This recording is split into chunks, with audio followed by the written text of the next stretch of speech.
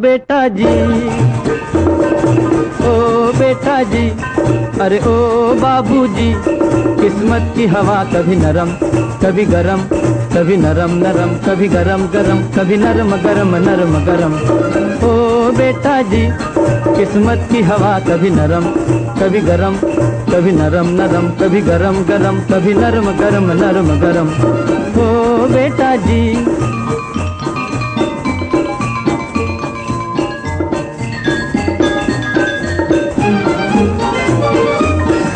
बड़ी अकड़ से बेटा निकले घर से एक्टर होने, बाहरी किस्मत किस्मत में थे लिखे बर्तन धोने, अरे भाई लिखे बर्तन धोने। ओ बेटा जी, जीने का मजा कभी नरम कभी गरम, कभी नरम नरम कभी गरम गरम, कभी नरम गरम नरम गरम। ओ बेटा जी, अरे ओ बाबूजी, किस्मत की हवा कभी नरम कभी गरम, कभी नरम नरम कभी गरम गरम, कभी नरम गरम नरम गरम। ओ बेटा जी।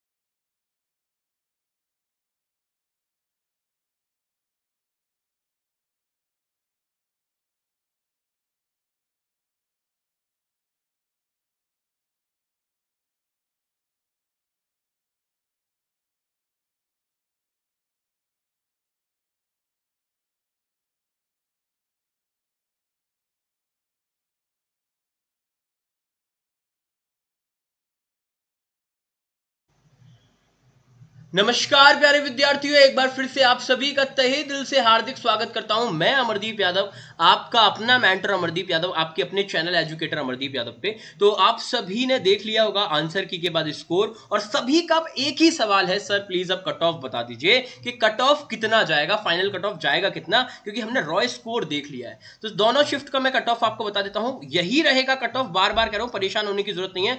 आप सभी लोग शिफ्ट और स्कोर जरूर कमेंट बॉक्स में टाइप कर देना, लेकिन फिर भी जनरल में आपको कट ऑफ बता देता हूं। शिफ्ट वन वालों का जो कट ऑफ जाएगा वो बेटा थोड़ा सा कम जाएगा, ठीक है। नॉर्मलाइजेशन का इन लोगों को फायदा भी मिलेगा, ठीक है, नॉर्मलाइजेशन का इन लोगों को फायदा मिलेगा, लेकिन मैं रॉ स्कोर के हिसाब से बता रहा हूं। ये रॉ स्कोर के हिसाब से जो कट ऑफ जाएगी वो कितनी जाएगी वो मैं आपको बता देता हूं। जिनका बेटा जनरल कैटेगरी में 55 से 60 है वो बेटा तैयारी करना शुरू कर दो, इससे ऊपर है तो तैयारी करना शुरू कर दो। ओबीसी वाले हो अगर आप, और आपका बेटा यहां पे 53 से 55 के बीच है, तो आप तैयारी करना शुरू कर दो, ठीक है। एससी से अगर आप हो और आपका 45-50 के बीच में है, रॉ स्कोर, ये रॉ स्कोर की बेटा बात हो रही है, रॉ स्कोर की, ठीक है, जो अभी आपने आंसर की से मिलाया है, ठीक है।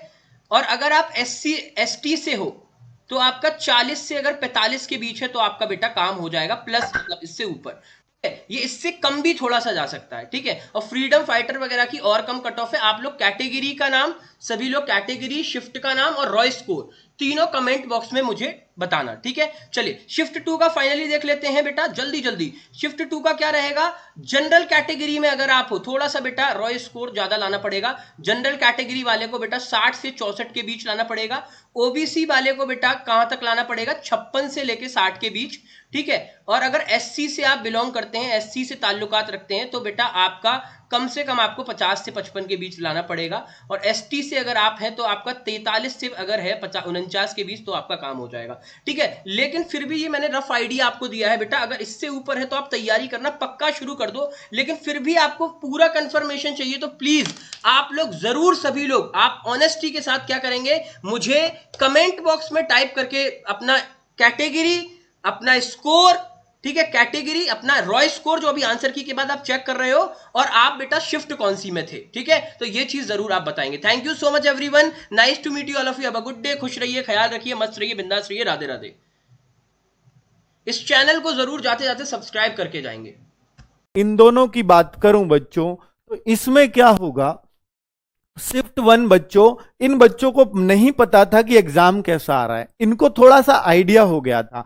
एक तो इसी बात का नॉर्मलाइजेशन का फर्क आ जाता है बच्चों। नॉर्मलाइजेशन का एनालिसिस से बहुत बच्चों को आइडिया हो जाता है, और एनालिसिस यूट्यूबर्स आजकल हम लोग भी बहुत जल्दी ले आते हैं। और एसएससी ने तो हाल फिलहाल में इस पर रोक भी लगाई है, आपको भी पता होगा। एसएससी ने नोटिस डाल दिया, सीजीएल से अब किसी का भी आपको एनालिसिस नहीं मिलेगा। चुनाव की तरह जब तक पूरे चुनाव ना हो जाएं तब तक कोई न्यूज चैनल ये नहीं दिखाता कि अपना अनुमान इसको इतने वोट मिल गए। तो भाई ऐसा ही एसएससी ने कर दिया। हो सकता है आगे यूपी SSC में भी हो जाए और एनालिसिस पर रोक लग जाए, क्योंकि इससे नॉर्मलाइजेशन पे बच्चों पे असर आता है, और वो कम से कम आए, इसलिए बच्चों ये किया जा सकता है आगे के आने वाले टाइम में। लेकिन अब के नहीं था तो सबने दिया और सबने देखा है। तो बेटा शिफ्ट 2 और शिफ्ट 1 की मैं बात करूं तो बहुत ज्यादा दोनों शिफ्टों में फर्क नहीं था, लेकिन अगर थोड़ा बहुत भी अगर फर्क था 19-20 का, तो मैं कहूंगा बेटा ये शिफ्ट ही थोड़ी सी आसान थी इसके मुकाबले।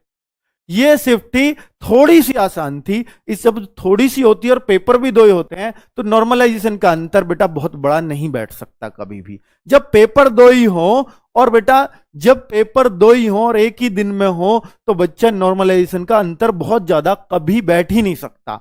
लेकिन मैं आपको बता देता हूं नॉर्मलाइजेशन क्या होता है। सबको बराबर करने की एक प्रक्रिया है। ये थोड़ा सा ज्यादा जा रहा है, इसको थोड़ा कम कर लो, ये थोड़ा कम आ रहा है, ये थोड़ा कम है, इसको थोड़ा बढ़ा दो। लेकिन बच्चों ऐसा क्यों करेंगे वो बेटा सब कुछ देखते हैं। जेड स्कोर एक नॉर्मलाइजेशन होता है, उसके आंकड़े तो ऐसे हैं जैसे डकवर्थ लुईस का नियम होता है क्रिकेट में, वो आज तक किसी को समझ नहीं आया। तो उसमें टॉपर्स के भी नंबर लिए जाते हैं, एवरेज स्कोर भी लिया जाता है। वो तो हमारे पास आंकड़े नहीं है, लेकिन हम बच्चों के मार्क्स से अंदाजा लगा रहे हैं कि कौन सी शिफ्ट ज्यादा आसान है। तो बच्चे ये शिफ्ट थोड़ी सी आसान है। एक तो बच्चों एक नॉर्मलाइजेशन में फर्क क्या होता है, अभी अगर ये शिफ्ट थोड़ी हार्ड होती, सोच के देखिए, ये शिफ्ट थोड़ी आसान होती और ये थोड़ी हार्ड होती, लेकिन बाद वाली शिफ्ट अगर थोड़ी सी हार्ड होती है तो नॉर्मलाइजेशन बराबर सही फर्क पड़ता है, कुछ भी फर्क नहीं पड़ता मैं कहता हूं।